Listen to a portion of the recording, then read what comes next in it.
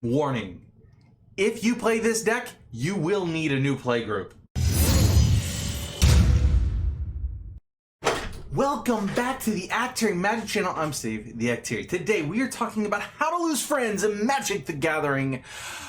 But before we get into that, I want to let you know today we are sponsored today by MTG On Command. They make these really cool deck boxes where your commander can hang out in the front. She is so on display there, and she kind of slides in and out in a top loader held in by a magnet. I love them to death. Link in the description below for 10% off your first purchase.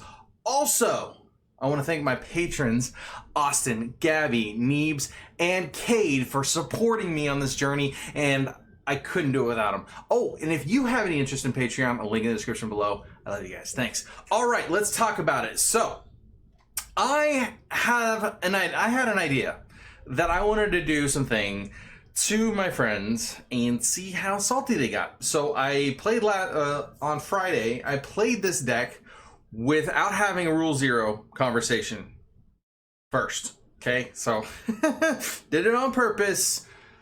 Ugh. Now, these were pack games, so the knives come out for pack games at our local shop. So if you win, if you beat somebody, you get their pack kind of thing, all right? You show up to the table with one pack. So these are pack games. So, yeah. Anyway, so let's talk about it. So what I wanted to do is I wanted to play Rocco. Not exactly, I didn't want to play Rocco. I wanted to play this archetype and see how it played out, because it was more of a functionality thing and also to test the waters about the game itself and how they would respond. Now, Rocco, he supports the deck that I wanted to build. Okay, so I wanted to build a deck because this is one of my tried and true favorite cards of all time. And if you have seen it yet, it is this lovely card called Armageddon. Ooh. It's 4-drop, destroys all lands. Yeah. So I want to play that. And so what I did is I put together a deck full of, basically I think I only have 4 copies of some kind of destroy all lands effect. But a Decree of Annihilation should probably also go in this deck if you're going to run this. I would run Ravages of War, which destroys all lands. I'm not going to buy this card, by the way. I'm just going to proxy it. But this does the exact same thing as Armageddon. And then Catastrophe destroys all lands or all creatures, can be regenerated this way. This turn rather. And then that costs 6. But then I also have Impending Disaster, which is a 2-drop that says that during your upkeep, there's 7 or more lands in play, sacrifice Impending Disaster and destroy all lands. Grossy, grossy. Okay, now I wanted to also be able to win afterwards. So I included, stand by with me, bear with me. I included all 3 talismans that I could run, all 3 signets I could run, to include Arcane Signet, Sensei's Divining Top, or sorry, Soul Ring, and that's pretty much my artifact land package, my mana rocks, and then from the, next up we have all of our dorks, which is Avacyn's Pilgrim, Birds of Paradise, Elvish Mystic, Findhorn Elves, Llanowar Elves. Ragavan does really well. Not technically a mana dork, but does help us a lot in this build. Did include a Asari's Ascendant, because why not? Okay, so that is the main heart of what I wanted to build. Well, I got to thinking, like, okay, well, people don't want to just wait around without lands forever, so go ahead and combo kill them, Steven. Get them off the board. Best kind of removals, player removal. Also, we wanted to include some Spirit Guides, so we're going to go ahead and run some Elvish Spirit Guides and a Simian Spirit Guide. Now, to top that all off, we are also going to run some tutoring effects. So we have Recruiter of the Guard, Imperial Recruiter, and then we also have, let's see what's in the, that's it for the creature, the ones that, creatures that tutor. Now we also have, let's see, what else do we have for our tutors? We also have, what do you call it? Court of Calling. You can go have your own creature searching if you want. Court of Calling, and I think Eldamri's Call, I think, are all of the ones that we have at the instant speed. Now, because we have our commander in the command zone. Now, Additionally, I didn't, so like I've got some removal here, some good old fashioned just normal removal. Like we got Path to Exile, Pyroblast, Swords of Plowshare. Then we also have Dramoka's Command is actually kind of multimodal. Enchantments aren't as common as artifacts, so making somebody sacrifice an enchantment is often going to be really good.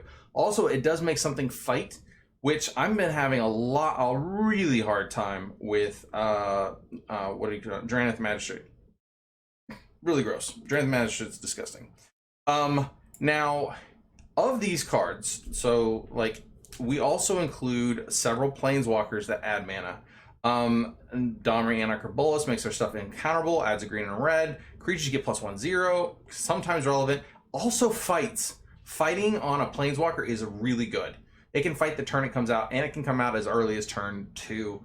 Very good, very underrated. Tortured Defiance also adds double red. Fantastic. She will also act as a pseudo card draw engine. Renin 6, after we blow up lands, returning lands to our hand is awesome. We're also going to run, what do you call it? Where is it? We're also going to run, Crucible of Worlds. And then we are also going to run, where are you, buddy? We are also going to run Ramanup Excavator. Where are you, dude? There you go. Ramanup, also to be able to get more of those lands in play from our graveyard. We're also running a copy of Magus of the Moon. And we're also running a copy of, Blood Moon. There she is. We are running Smothering Tithe, because why not? And then we're running Sylvan Library because draw is awesome. And then also Miri's Guile. Because we're searching our library, there are 7 fetch lands, I believe, in this deck. Because we're running Miri's Guile, it's going to help us look at the top X cards of our library every turn. So this is going to be really, really important with all those fetch lands. Similarly with Sensei's Divining Top also allowing us to get more value off of every one of our fetches. There are some other stuff like Heroic Intervention in case we wanted to go stave off death. Then we also have, we're not running Teferi's Command, but we are running Boros Charm. And the reason why is because Boros Charm and Heroic Intervention can both keep our, like we can go, if we have 6 mana, we can do Armageddon and Boros Charm, Armageddon and Heroic Intervention, and then all of our permanents are indestructible, so it's a real blowout. Speaking of indestructible, we are also running the bridges that have, all 3 of the bridges we can run that have indestructible built into them. They are our slowest land, but whenever they resolve, they are a blowout. We have some taxi effects. Deep Gnome Terramancer, fresh off the presses, and he's really cool. He will search your library for a Plains card and put it on the battlefield tapped, which means Jetmir's Garden, the dual lands, the shock lands, that kind of thing. Puts it on the battlefield tapped and shuffle, and that's it whenever one or more lands in his battlefield under an opponent's control without being played. So rampant growth, their own fetch lands, etc. Archivist of Ogma, gonna draw us a card whenever our opponent searches their library. Heck yes. And then we also have, where is it? I knew I had it. Grand Abolisher, so that whenever we combo off, they can't do anything about it. Sounds good to me. Then let us see. Now, let's talk the combo. Let's talk combo. This combo is pretty straightforward. There's basically 2 combo pieces, or 2 combos. So Roko was chosen because Roko basically says, search your library for a creature and put it into play. Okay? So for 7 mana, we get a 4-drop. Now, as you'll notice,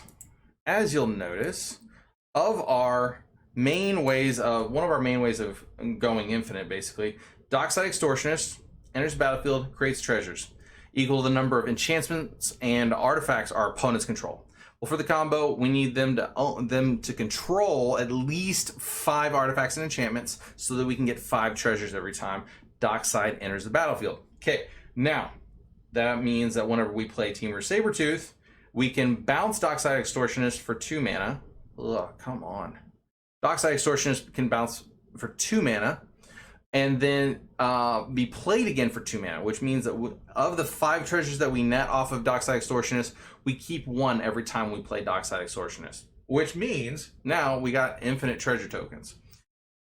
Also, if we are going off like that, we have Perforos to shoot our opponents immediately, because every time Dockside comes into play, Perforos is going to deal 2 points of damage to that each opponent. Okay, now, and Rocco just the whole time is over there just making sure that we get our combo pieces. It's just a tutor in the command zone that lets us win.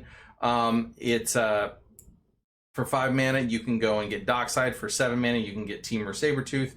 For, you know, and then that's not to say that you can bounce Rocco in all of this. Say you've got infinite mana, and then you can go find Perforos off of the infinite mana and the Rocco, because you bounce Rocco with Temur Sabertooth and you keep going. Let's see, the next combo, and this one's one of my favorites, because you can just combo off with this, and people aren't really as familiar. You'll make them familiar with it really quick, but they're not as familiar with this combo. So it includes, Scurry Oak here. Oh, sorry, balancing all this. Scurry Oak, it's a 3-drop 1/2. It says whenever one or more counters are put onto Scurry Oak, you may create a 1/1 green squirrel creature token. Has evolve. Okay, so anyway. Now, Ivy Lane Denizen is a common that says whenever another green creature enters the battlefield under your control, put a 1/1 counter on target creature. So whenever Ivy Lane comes into play, supposing Scurry Oak is already out, Scurry Oak is going to evolve, putting a 1/1 counter on itself, which is going to create a squirrel. When that squirrel comes into play, Ivy Lane Denizen is going to basically put a 1/1 counter on target creature, targeting Scurry Oak. Scurry Oak is going to make another 1/1. The 1/1 is going to trigger Ivy Lane, put another 1/1 counter, and so on and so forth. You get infinite squirrels, and you have a really, really big and scary Scurry Oak. Okay. Now, if you have Scurry Oak and Ivy Lane Denizen, you have to wait a turn to kill everybody. But if you have Perforos God of the Forge, you kill everybody on the spot.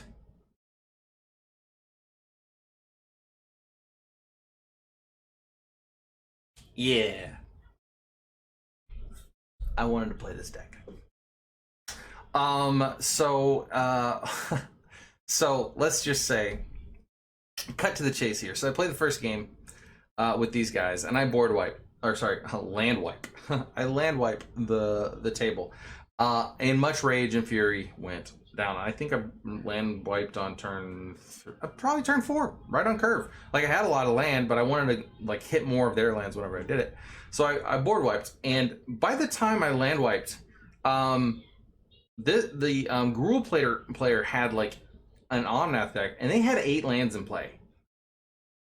So it was right there on the spot, proving why land destruction needs to be played more in this format. Simic, Gruul, they do some really heinous, egregious amounts of land ramp that is not remotely fair. So I know that the whole game is basically not about being fair, it's about doing the most unfair thing you can. But if we're talking about going unfair, if they can vomit 8 lands out by turn 3, I should be able to blow those lands up. Because why should they get all the fun? Anyway, so Gabby, I love you. Sorry I did that to you. Anyway, so that's how that one went. It did not go well because one guy had like the red-blue commander deck that whenever a pirate deals combat damage, it creates a treasure. So he was fine, and he ended up winning. And then another guy had Timna out at the casual pod. I mean, granted, I'm blowing up lands at the casual pod. Oh, whatever. Anyway, he had Timna out unanswered for like 4 turns. So he was drawing a ton of cards. He had no problems getting back in the game with his lands. He was fine. So basically in that game, I didn't do much. However, in the next game, whenever I did tell everybody, hey guys, this is a land destruction deck, they were like, oh crap. All right, let's play. So they knew that what they were getting into, and it was game on, and we're like, okay, we're gonna have some fun, or not. And so they were good sports about it. Turn 3, board wiped. Turn 4, board wiped, something like that. And they were stuck. Like, I mean, the what do you call it? One of the players, my buddy Abe, he had so many lands. He had 6 lands out on turn 3, right? Like turn 3. And so whenever I board wiped, he was out of the game, and he was playing Simic, and I think what's the guy that's the guy who sacks a worm tail or coil and tap stuff down. And Coma. Thank you, Coma. Anyway, so Coma was about to go Kamehameha, and I blew up lands before the elf player had an elf in play that tapped for mana. So I got her, I got Coma, and then the other guy was playing, what was he playing? For the life of me, I can't remember what he was playing. He just got locked out of the game. He was playing something like Esper. And so I thought he would have a counterspell, and he didn't. So I just jammed the Armageddon, blew up all the lands, and then proceeded to get locked out by a Drannith Magistrate.